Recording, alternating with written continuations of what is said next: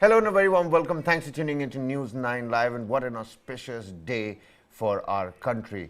Our brethren stranded in Sudan have certainly touched down in their own homeland. It is a huge welcome back. India has evacuated a total of 670 Indian nationals from Sudan and is looking at rescuing more of its citizens from the strife-torn African nation before the end of a tenuous ceasefire between the regular army, the Sudanese army, and a paramilitary force, the Rapid Support Forces. One C-130J military transport aircraft of the Indian Air Force has brought about 392 Indians to Jeddah from the Port of Sudan in 3 flights. That 4th flight has already come on its way. A 5th batch already on its way. Operation Kaveri certainly in full swing.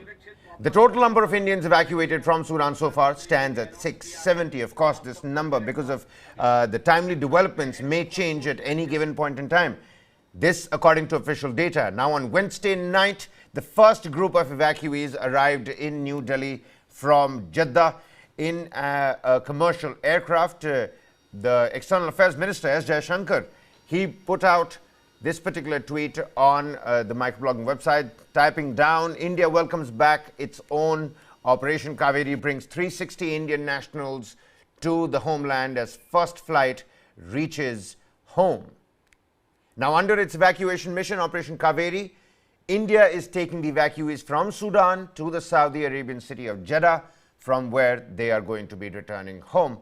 Operations Kaveri is certainly in full swing, continues. The 4th and the 5th batches of stranded Indians have departed from the port of Sudan for Jeddah. INS Sumeda earlier on, INS Teg, Indian Air Force's C-130J has already completed 4 flights. So certainly the Indian government, and on the ground, the Minister of States for External Affairs, V. Muralidharan, on the ground trying to assess the situation and making sure that the transit process is as smooth as possible.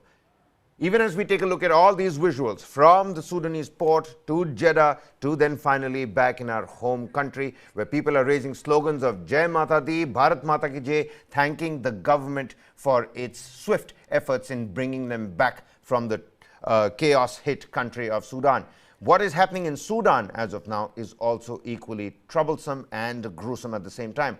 512 people have died so far at least. About 4,200 have been wounded, even as the 2 generals, who, by the way, were allies before, are continuing to fight it out in the streets of the capital, Khartoum. But the residents, our Indian brethren who have returned back to the country, touched down. That first flight, after touching down yesterday evening in the national capital, New Delhi. Take a look at some of these reactions. Take a look at some of these sighs of relief, the smiles on these faces. It seems like it's Ukraine all over again when we evacuated all our medical students. But then again, you've got these Indians stranded in Sudan that have now made their way back home. Listen into what they had to say, listen into how they're thanking the Indian government, and exactly what their experience was like in Sudan. Early morning 9 वो हमारी company में enter हो गए थे और उन्होंने गोलीबारी करी है और लूटपाट करी है। 8 घंटे तक हमको हॉस्टेज रखा गया है। हमारे कितनी बारी भी हमारे जो बंदूक है हमारी छाती हमारे सर पे रख के हमारे से लूटपाट करी है। सारे कंपनीज में सारा डिस्ट्रॉय कर दिया है, फाइल्स डिस्ट्रॉय कर दिया, लैपटॉप चोरी हो गया, मोबाइल चोरी हो गया। बस एक मोबाइल मेरा बचा था जो विंडो एसी के पीछे हमने छुपाया था। उसके बाद हमने एम्बेसी से कांटेक्ट करा क्योंकि इतनी फाइटिंग हो रही थी, तो एम्बेसी भी कुछ मदद करने के लिए क्योंकि उन्होंने कहा सेफ रहो। फिर इवनिंग के टाइम पे हमने उनसे रिक्वेस्ट करा कि हमारे पास फूड नहीं है, हम यहाँ से मूव आउट होना चाहते हैं। तो उन्होंने हमको अलाउ करा तो हम एक विलेज में छुपे। थैंक यू बोलना चाहती हूँ, हमारी जो जान बचाई है और हम सबकी।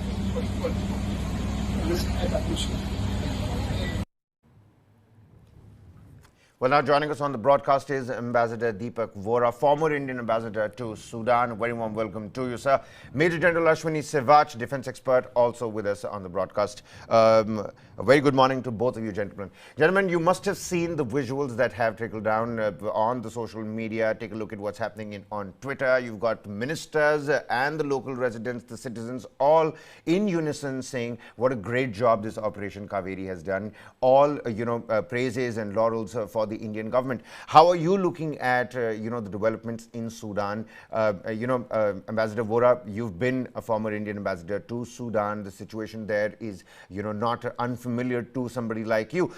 How are you decoding these 12 days of fighting? 500 plus people dead already, and at the same time the evacuation process. What have we learned from Ukraine? Basically throw some light on how you're looking at these visuals. Well, thank you very much. Always a great pleasure to be on your show, sir. You're one of our best anchors, so thank you for asking me. We have Major General Siwach, whom I respect greatly. True, I was there for 5 years as your ambassador at a critical period in Sudan's history. One, the South separated, the civil war there ended, the war in Darfur began, etc., etc. Let me just tell you very briefly, these two guys who are fighting each other, you refer to one of them as the leader of the Rapid Support Forces. This is a bunch of thugs and hooligans. These were the guys who messed up Darfur, and finally, the former President Omar Hassan al-Bashir was indicted by the International Criminal Court because of the work that these scoundrels did in Darfur. It was outsourced to them. They raped, they robbed, they looted, they pillaged, they plundered, they took what they could, but they got no money from the government. It was a self-financing operation. As far as the evacuation is concerned, we have enormous experience.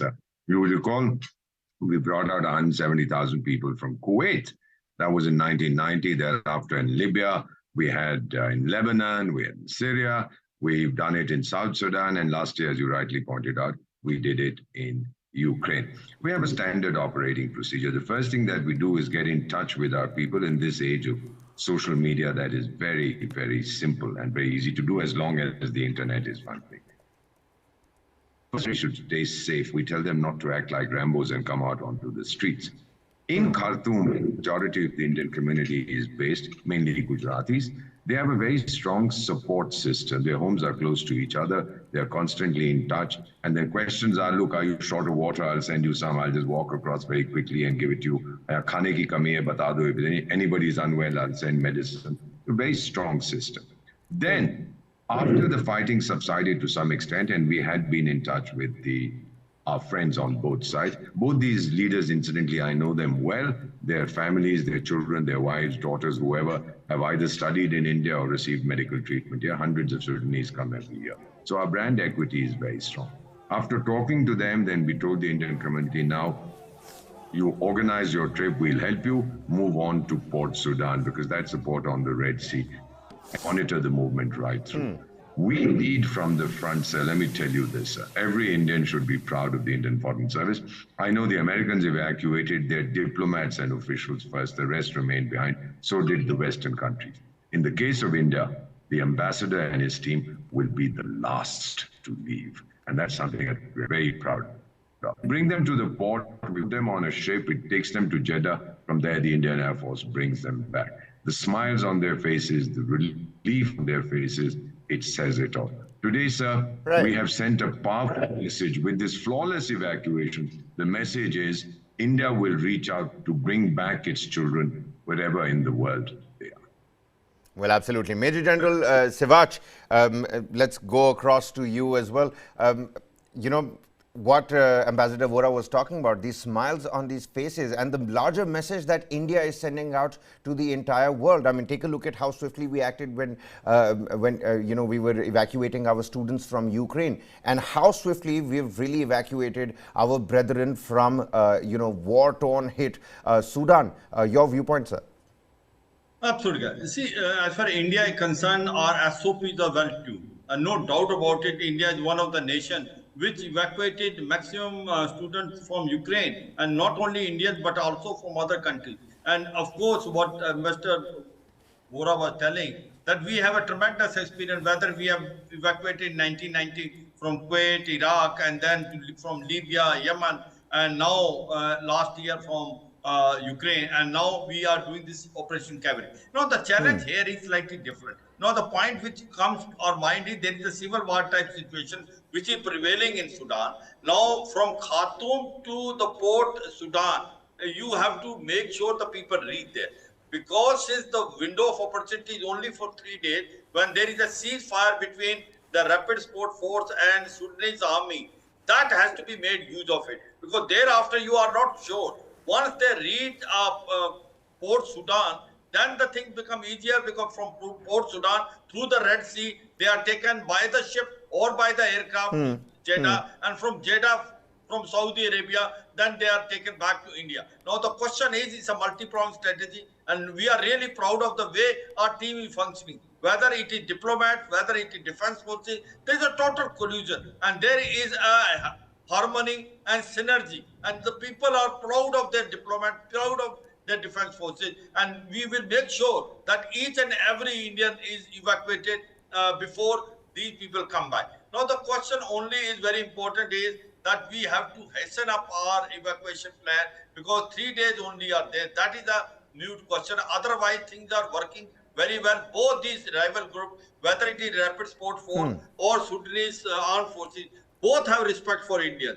They don't want to challenge, but the situation is so, you can say, volatile there, you can't be sure. So I suppose a very good work has been done, and people have been now come to Port Sudan, from there to Jeddah, and from Jeddah to India. I suppose that we can really say that we all are proud of our nation.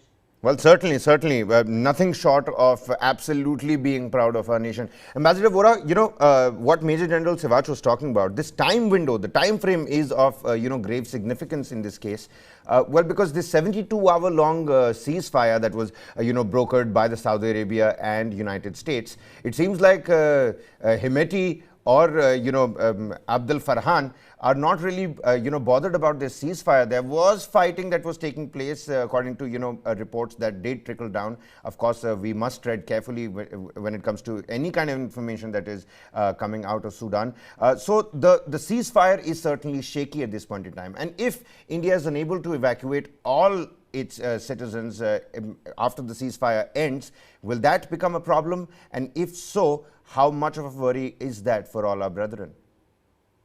General Siwach talked about a window of opportunity. The ceasefire collapsed even before the ink was dry on the signatures. Fighting is going on there. Right, I'm in touch with my friends in Khartoum, sir. And let me also tell you, just this morning, I heard again, I'd already lost the son of a very dear Sudanese friend. This morning, I heard again that a lady whose husband I knew extremely well, she was also killed despite the ceasefire. So the ceasefire is all rubbish. Sir, I recall that during the Yemen crisis of 2015, we brought out citizens of 41 countries. We were the only country that was allowed to send its ships to get stranded people out. Our Prime Minister spoke to the Saudi King. He said, we'll pause our bombing of Yemen for some time, 2 hours per day for a week. Then the Yemenis said, we'll open the airport. This was the Houthis who were controlling the place. We managed that. We brought out these people, 7,000 or 8,000 people. And sir, I know this because I was involved indirectly, that many of the Western embassies told their citizens, tweeted and used social media to say, if you want to get out of Yemen, contact the Indian embassy. Now that's the kind of reputation that India has. Your question, what happens after the so-called ceasefire? It'll be more of the same. Plus ça change, as the French say, plus c'est la même chose. It'll be the same thing. We will continue to deal with the two belligerents who don't like each other, who hate each other. They were best friends once upon a time longer. We'll talk to them and say, look, this is India. We don't take sides. We're not fighting either one. Please allow our people to get out. But the numbers indicate to me that those who wish to leave are leaving already. The concentration of Indian nationals or people of Indian origin was in the twin city Omdurman of Khartoum, and the others are in Port Sudan. So we are getting them out. Some may not want to leave. They've been through this before. Sudan has been, since its independence on 1st of January 1956, has faced one crisis after another. So the civilians have learned to cope with adversity. They know what to do. Support systems are very strong, etc. Resistance committees among the Sudanese are functioning across the country, sharing food, information, whatever. So those who want to come will be brought out. Those who wish to stay back for business reasons, that is their choice. We don't force anybody to come out. But the operation is going like clockwork, being coordinated by our outstanding ambassador and his team. I know these people. I know how tough it is in Sudan. The residents, the Indian ambassador, but we do it, and we do it with total confidence, with empathy, and with sympathy for our people. Well, so the government of India has also put out a statement on the situation in Sudan. And Ambassador Vora, you rightly pointed out that the operation is going on like clockwork. Major General Sivach, what does this signify in terms of India's geopolitical strength in that particular region? How swiftly we've been able to, I remember the Dutch, the French, the Spanish were first on the ground over there to evacuate their citizens. But then there was a lot of, chaos when it came to the transit process as well. India did arrive, 24 hours late onto the scene. But like Ambassador Vora said, it is happening like clockwork. There is proper, process that is involved. You've got 2 INS ships. You've got a C-130J who's already carried out 4 batches. So, I mean, would you throw some light on the geopolitical strength of India in that particular region? How swiftly India has been able to communicate with these neighboring countries and create this passage for our Indians to come back home, essentially? Absolutely. See, as far as India is concerned, we have the best of the relationship with almost all the countries, especially Saudi Arabia, Sudan. We were the one which could impress upon both the rival group that they should give us this window of opportunity, also this passage. Now, the point is that our SOPs are very well geared up. We have prepared for all contingency. Now, that's why it's working. Now, if you see the way we have gone about it, it's a matter of pride. We have taken C-130J Hercules, because this is the aircraft which can land on a semi-prepared airfield. So we knew it, if we get a window from Khartoum, we will able to land it, even if the airfield is not completely operational. The second thing is we have taken INS Sameda. We knew it that we have to evacuate people from Port Sudan through the Red Sea and to take it to Jeddah. That also we will well prepared. So all contingency, all SOPs are geared up. We are not starting first time. We know our defense forces, our Navy, our Air Force, our diplomat, they are all well geared up, and there is a total synergy between them. And there is a Minister of External Affairs who is there in Jeddah, Mr. Muralidharan, he is coordinating. So what happened is that in India, one is that our relation with all neighboring countries, even in Africa, is one of the best. They understand as well. They feel it. There is empathy because majority of them come in India for medical assistance. The second thing is our own drills are very good. We have been doing this time and again, and we have made sure our SOPs are well geared up, and we are prepared for contingencies. If this fails, what will be our next step? And third thing is total synergy between the Army, Air Force, Navy, and also our diplomat. Remember that we have sent a colonel from Indian Army to coordinate whosoever is coming to Port City, that how do they take them from Port City through the Red Sea to Jeddah, and thereafter again C-130J Hercules, or we will be also taking more aircraft. And we have also sent another ship, INS Teg, in addition to INS Sumeda. So overall, I can say 2-3 things. One is our good relation with all neighboring countries. Second thing, the African country feel more comfortable with India because there is a medical tourism. Maximum people come to India for medical assistance. Third thing is our SOPs, our contingency planning has been very well planned. And fifth thing is the strong government of Prime Minister Modi. He is the man who gives you direction which are clear cut. I suppose all these are working very well, and that's why we are far better than other countries which are looking toward India to get a help. Well, some, real pertinent points that you've raised there, Major General. Ambassador Vora, when we're looking at the evacuation process and our growing bonhomie that is with the Quartet nations as well, let's also, talk a little bit about what's actually happening in Sudan as well. Even as we look at these smiling faces, there are millions of Sudanese that are, right now embroiled in deep chaos. There's no food to eat, power outages as well. From the 1990s, ever since these two leaders, got together to overthrow al-Bashir, then 2019 happened, 2021 they took power back again after a coup. Where do you see this heading towards? You pointed out that people in Khartoum know that, they've been through something like this before as well. Many would have, chosen not to even, escape from the war-torn city, war-torn country. But where is this heading towards essentially? Sir, let me put it to you somewhat melodramatically. I hate to love Sudan. Absolutely love that country. 5 years as your ambassador, unpredictable nation. Truly amazing learning experience, incredibly frustrating, incredibly exciting. Now, what is happening amongst these two characters? What is the fight all about? They were best friends. They were operating in Darfur. The army chief was the army commander in Darfur, while the other fellow, Hemeti Hamdan Dagalo, he was leading what was known as the Janjaweed, which roughly translates into warrior on a horse. They've tried to suppress the insurrection in Darfur, succeeded to some extent, but at huge cost. President Omar Hassan al-Bashir was indicted. After a while, the West imposed sanctions. Prices shot through the roof. Nothing was available. The currency collapsed. People took to the streets.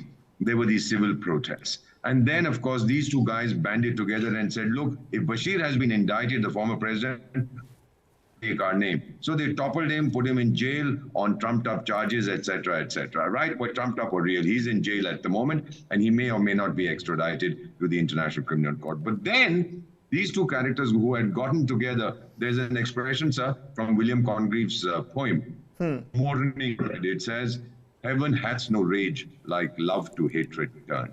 And these two characters, best friends forever, they had sworn to be, they turned on each other.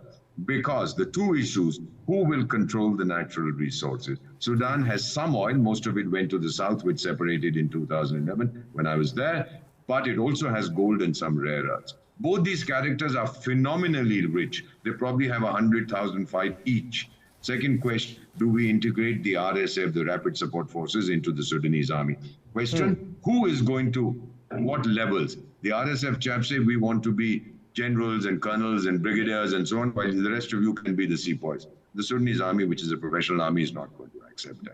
These are the two issues on which they are fighting. But do you think, with the way the RSF and Hemeti have been able to pressurize somebody like General Farhan, do you think the Sudanese army is going to be pressurized into integrating the RSF? No, sir. I do not think this is going to happen. There are a bunch of bandicoots, those fellows, they're not going to take. You can't coordinate that. So when the South and the North, that is the Republic of Sudan and what is now the Republic of South Sudan, signed the Comprehensive Peace Agreement 2005, I was there, sir. And at that time, those jokers, those gentlemen sitting in New York in a racket called the United Nations said, now we're going to have a joint integrated army. Sir, you've been fighting someone for 41 years, and then you're suddenly told, get into bed with the guy and say, oh, I love you so much. You don't. They kept fighting each other. So this is not going to happen, sir. What will happen is whoever wins this confrontation will be the new president of Sudan. The other guy will be jailed or exiled or possibly executed. I do not see an end to this conflict in the coming years. We can all hope, pray, etc., because this conflict, sir, is about resources. This conflict is about nationality, about power. Well, absolutely. I mean, Hamdan Dagalo, somebody who's grown in tens of thousands in terms of numbers on the ground. On the other hand, the Sudanese army, like we can see on our screens, has the support of the Air Force as well. And somebody like Hemeti and his political ambitions have been made clear with this war. Ambassador Vora, I would like to second your opinion. This is not going to end anytime soon. Major General Sivach, what does this say about our defensive capabilities? Take a look at these big ships that we've put there on the port. We're ready with our Air Force as well. I mean, such great optics on the military front when it comes to India showcasing its true military prowess in front of the entire world. Absolutely. See, the point is that we are very well geared up. We have carry out an appreciation as to how things are unfolding. So we have already placed our ships, we have placed our aircraft, and we have contingency plan, and we have the best of the relation with all neighboring countries. And we realized that it will be very difficult to evacuate from Port Sudan. So first and foremost, we should take them to a safe place, and we have coordinated with Saudi Arabia and taken to Jeddah. And our aircraft, we have picked up, as I discussed earlier, C-130J can also land on a semi-prepared airfield. So they are well prepared in case we get some window of opportunity even to land at Khartoum. We could able to take our Indians out of that. So overall, a very well coordinated, well planned operation, and each organ is working like a very well-oiled machine. And the morale is very high. And the point is that all over the world, people are thinking that the Indians are the best in evacuation when there is a wartime situation. That is where it has made a difference. Second thing, the confidence which your Indians have.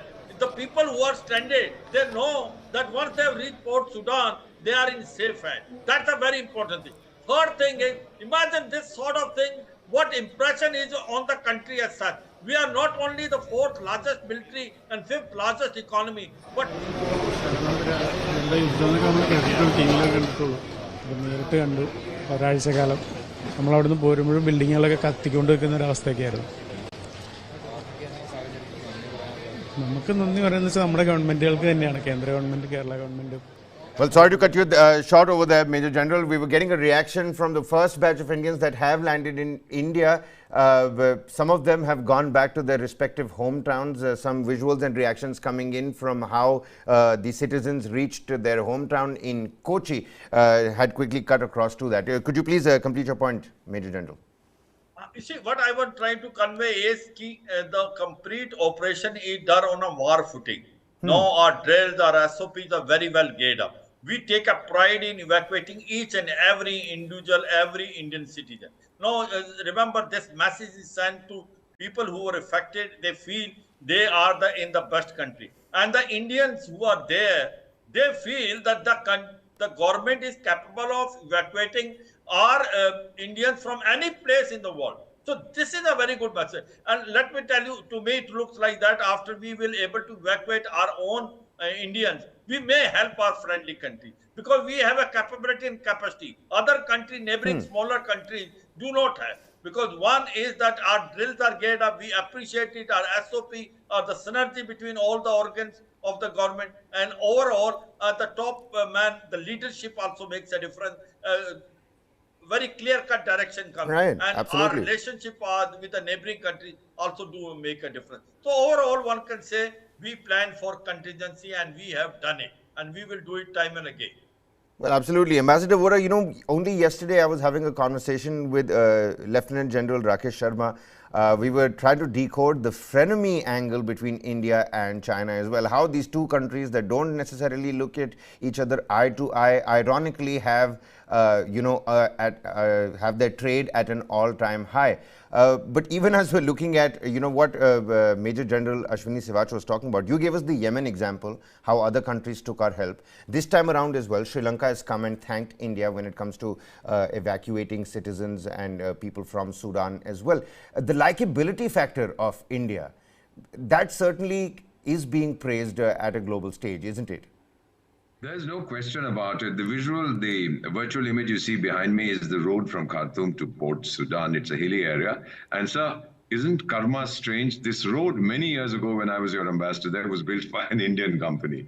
And that is now being used by Indian nationals and others to reach Port Sudan so that they can go to poetic justice, if I may. All right. That you have said. And sir, I'm right now in Rajkot in Gujarat. I had come here for a meeting and there were two fellows who are from Rajkot. They have come back. So the families are there, overjoyed to see them, etc. Mainly they are Gujaratis, the people in and around Khartoum. But no question about it, sir. We have excellent relations, as General pointed out. The challenge also is that the neighboring countries of Sudan have their own interests. Egypt loves the Sudanese military, hates Hemeti. Ethiopia loves Hemeti, hates the military. At the Central African Republic, the Chadians say, don't you dare interfere in our internal affairs. You've been doing this for far too long. Eritrea says, well, listen, I'm your friend today, your enemy tomorrow. And with the Chinese, there is this story building that the Chinese have a great deal of influence in Africa. They don't. What they have done is given loans to those countries, and those countries are unable to repay. I know that at least 30 African countries have told the Chinese, we're not giving your money back. Go fly a kite, climb the Qutub Minar and jump without a parachute. So that's not working. And I want to read this so that your people, the millions of people who watch your show can understand what we have invested in Africa and in other developing countries is in human capital. We have trained their people. We have taught them to be self-sufficient. We've taught them to be self-reliant. That comes in very useful. These are people who are India's unofficial ambassadors, and there are thousands of them, sir. I've met them. I've met many of them in Sudan. I've met them in South Sudan, in Kenya. I've served. I've seen these people, how the kind of robust affection they have for India, they do not have that affection for China, because China's participation, China's cooperation is exploitative. Our cooperation is harmonious and helpful, sir.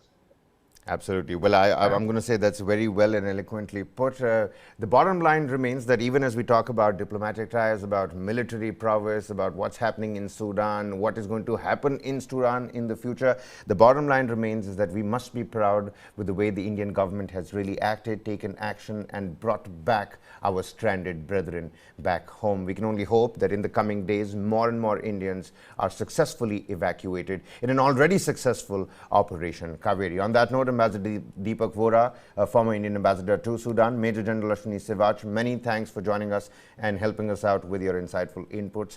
We're going to slip into a quick break here. News and content continues on the other side, and the latest developments coming right out of Operation Kaveri. Don't go anywhere.